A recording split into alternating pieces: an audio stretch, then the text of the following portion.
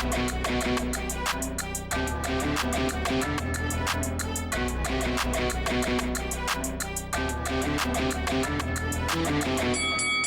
guys, welcome to Boxing Squared for boxing news and views from around the internet.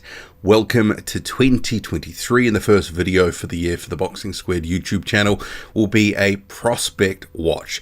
And I do apologize for the absence in the last couple of weeks. I had COVID and look, I was just laid up, had to get well. So fighting fit again or close to it. And we're starting off with the first of about 5 different sort of heavyweight stories.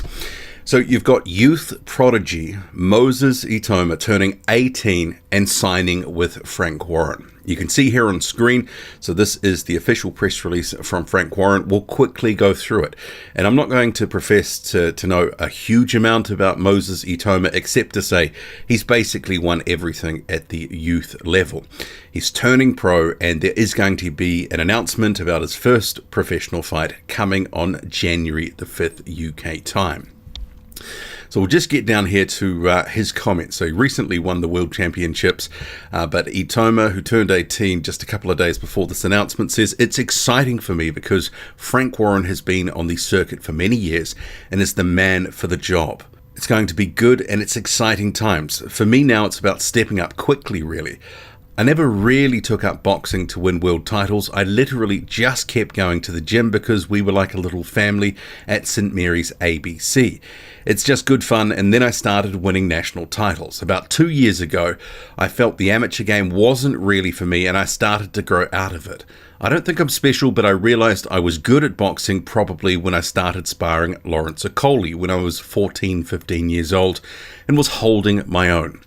I was then sparring Joe Joyce, Daniel Dubois and Anthony Joshua and was still holding my own, if not getting the better of it. When I was sparring Joyce and Okoli, I was coming in wearing my school uniform, having come straight from school, and was yawning." And then we have Frank Warren after those confident comments from Moses Itauma saying, "The booming British heavyweight division has now got a new player, and this one is going right to the very top. For very obvious reasons, Moses was a young man in demand, and I'm thrilled that he has chosen Queensbury to guide and promote his career. We are the ones with a proven track record of taking young fighters to major titles success, and Moses is going to be in good company with our other elite prospects already taking steps forward in the professional ranks. Moses is an exceptional talent who is going to further light up the heavyweight scene in this country and globally. Moses possesses the ability to be a heavyweight great, and I'm sure the nation will get behind him and support his crusade to become a record-breaking world champion." And then we have Francis Warren adding, "The future of the heavyweight boxing is in safe hands with Moses, who is destined to become a world champion and dominate the scene for many years to come. That is the bold plan he himself has set out, and it is up to us to deliver on it outside the ring. I'm absolutely delighted to welcome Moses to the management company I have formed to take care of the interests of the growing band of young and hugely talented fighters I'm privileged to represent." And Francis Warren runs Champion Sports Management. And as it notes here, Thursday, 5th January, there will be an announcement on Moses Itauma's professional debut. And as you can see here, a few different photos of the 18-year-old Moses Itauma. So this is a good announcement for Frank Warren, and you have to say, he's really started to corner the heavyweight market in the United Kingdom and has one of the biggest and probably best stables in all of heavyweight boxing.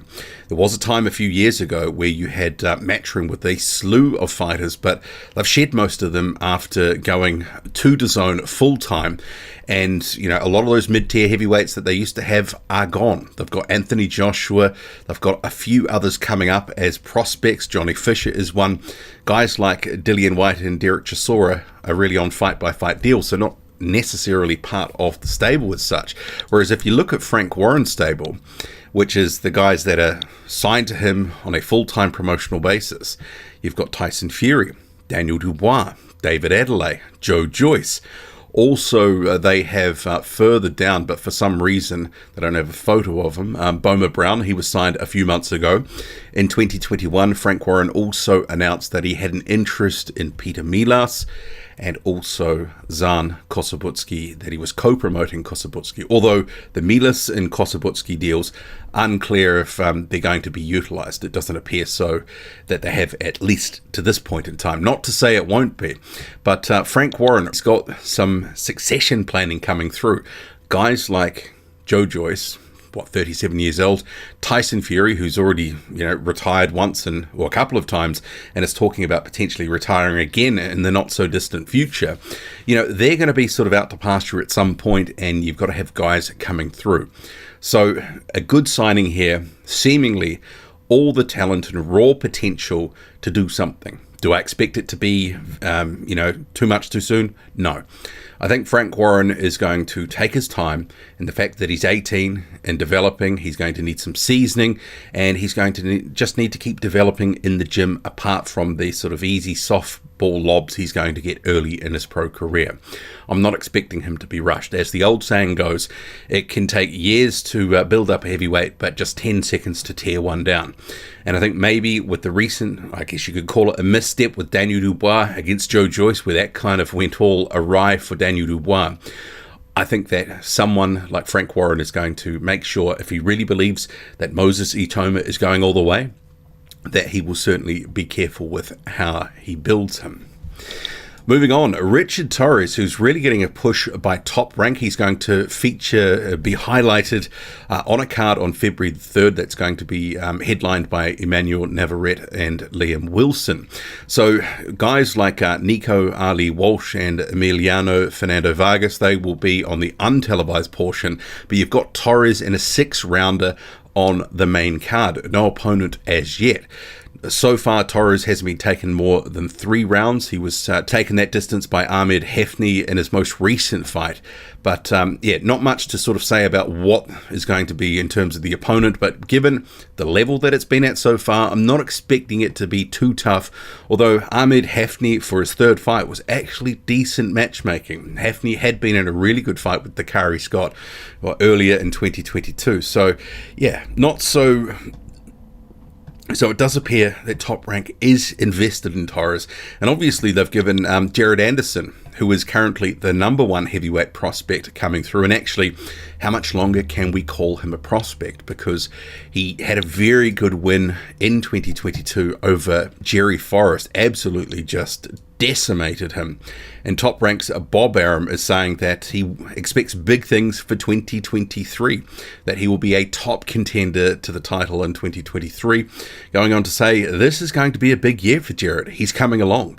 He's gone from a prospect to a contender, or the fringe of being a contender. I look at 23 as the year Jared Anderson will become a real top contender for the heavyweight title. I think the kid is massively, massively talented. I think that he will really shine this year. These comments were made late 2022, so I just had to tidy that up. So he says, money always solves the problem. I think a lot of guys are going to test Jared, and let's see. So far, I've been pleased with his development and his career, and I think he's done extraordinarily well. You've got to bring them over to the UK. It's such a big market that we want to showcase these guys in the UK, just the way UK fighters have always wanted to come to the United States to be showcased. And that's Arum talking of, could he take Anderson to the UK and expose him to a broader audience? Continuing, the UK is becoming a major, major market for boxing. It's always big, but now it's huge. So, of course, we're going to bring them over there.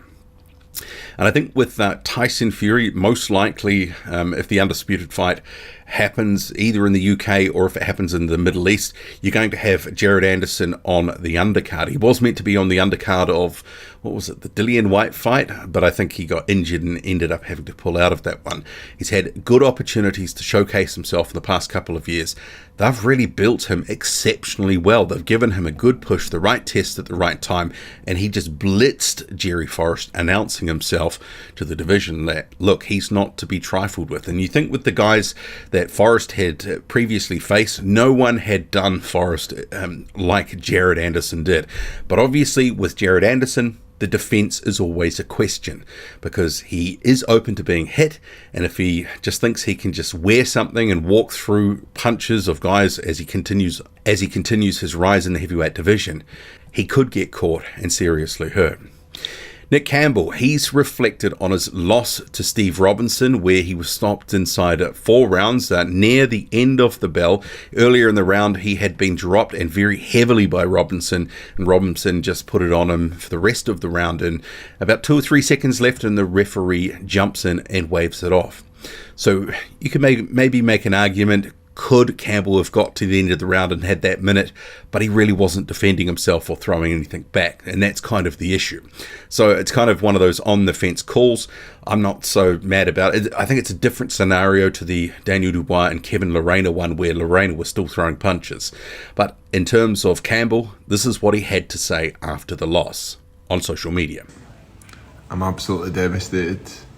I felt I was in control of the fight up until that punch in the 4th round.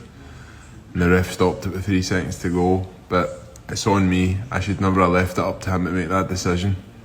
I'm sorry for everybody who was supporting me. I'm sorry I couldn't get over the line. I'll be back in 2023, bigger and stronger. Congratulations to Steve. I don't think that's the last time we'll be in the ring together. And I'll be back bigger and stronger, better. I'm hurting, but listen, the only way is onwards and upwards. Thanks for your support. If I've not got back to you, I'll get back to you soon. Keep tuning in for 2023. Hope everybody has a great Christmas and New Year. Thank you very much. And rounding out this prospect watch, you've got Moses Johnson, the prospect who recently signed with Dmitry Salita. He will be back in the ring facing Tyrell Jamal Woods. This will be on the 20th of January, a card that Salita Promotions is putting on. Recently coming off a very good win, majority decision against Elvis Garcia, who's actually, he was unbeaten at that point. He'd been a former sparring partner of Deontay Wilder and Robert Helenius, and actually was a pretty tough and durable sort of guy. Outpointed in that one, and a very close fight. What do you make of it all? Drop a comment loud and often. Hit like, hit subscribe, follow me on Twitter. Boxing_squared. I'm out.